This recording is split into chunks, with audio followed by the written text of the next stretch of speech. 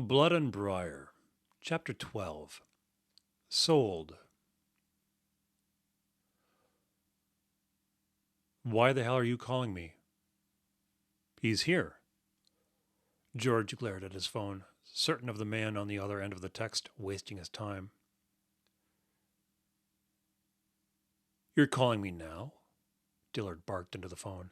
Yeah, so I'm calling you. I'm sick of this texting shit. George barked back.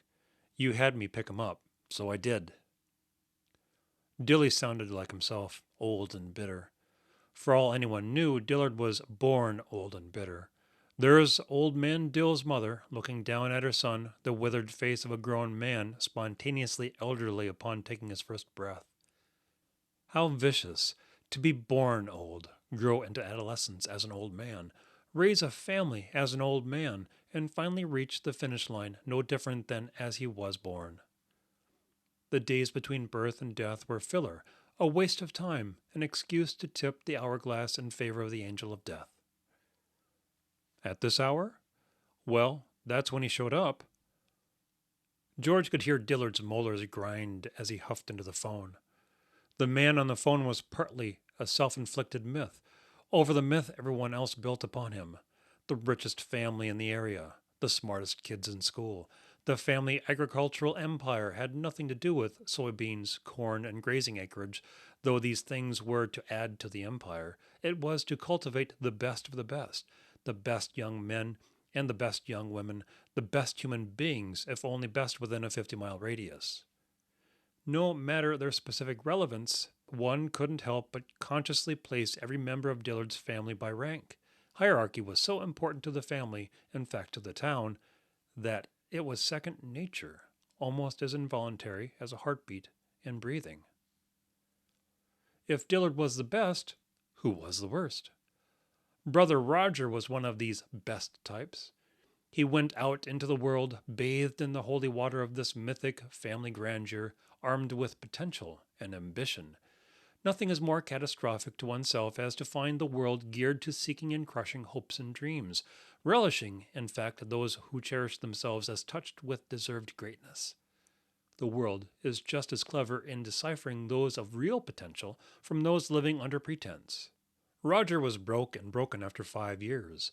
In another 10 years he succumbed to the bottle and past potential, for what potential it was, cradled in the dreams that never became. Roger, the loser, was born a year before Dillard, who was the eldest son. Dillard, the elder, never breached the 50-mile radius that defined his supremacy, never at risk of being put in his place by the world at large. Of course, Roger never spoke of what happened. Everyone assumed, just by how he chose to ruin himself, the manner of his downfall, booze and women and indolence. Who the hell are you talking about? The guy, whatever his name is, the guy who the old man gave the place to. So soon? Don't give me any bullshit, because you knew he was coming. And you got him? You told me when and where to pick him up. And that was 3 hours late. You didn't bother to tell me the bus schedule had changed. I just didn't think it would be that soon. Whatever. Playing dumb with me just wastes my time. As long as it entertains you, right? Did he say anything? Yeah. Well, then what? I want to show him the pictures of the place before we got to it. What the hell for? Dillard's teeth clicked as he spoke. He's being an asshole about the invoices? Sounds like he doesn't think we're being straight with him. Dillard exhaled into the microphone. I told people he'd come in and start being a prick about all this. Well, he's maybe not being such a prick, I don't know, but he's asking. At least I can't tell for sure if he's being an asshole.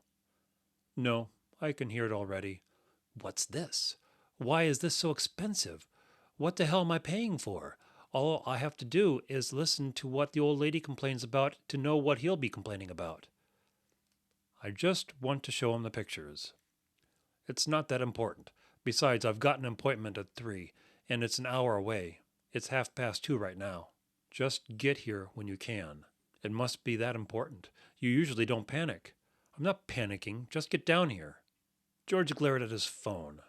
He looked out the kitchen window. He was first annoyed that the toilet didn't flush. but was glad Derek went outside to piss. He watched the young man walk across the driveway to the milk house adjacent to where the barn had been, where the old man's Ford sat.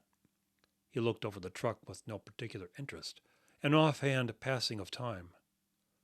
Whether Derek would ask about the truck didn't matter so much as the name on the title and the bill of sale.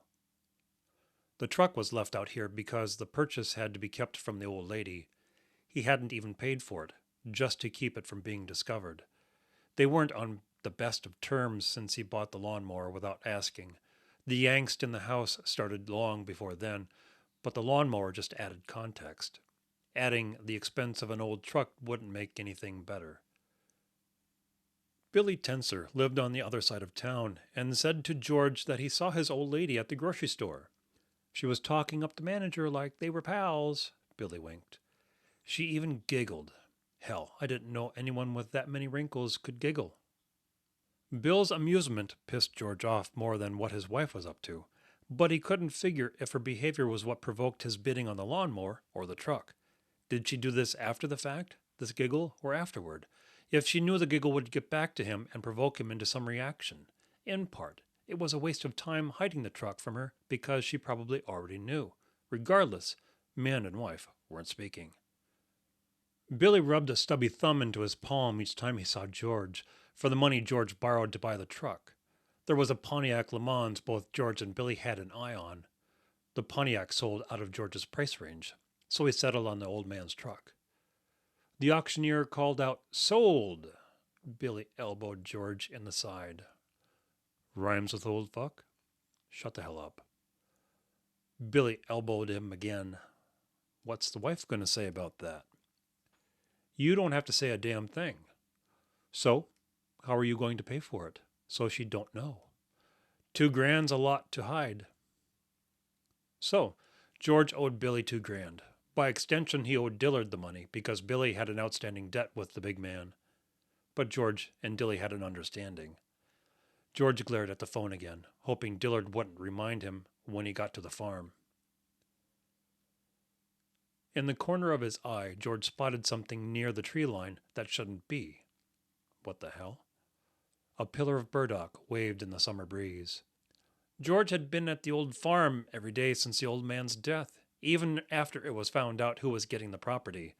He had his own reasons for clinging to some vacant hope or dream, unable to let the place go so quickly after spending all his free time sorting the place out.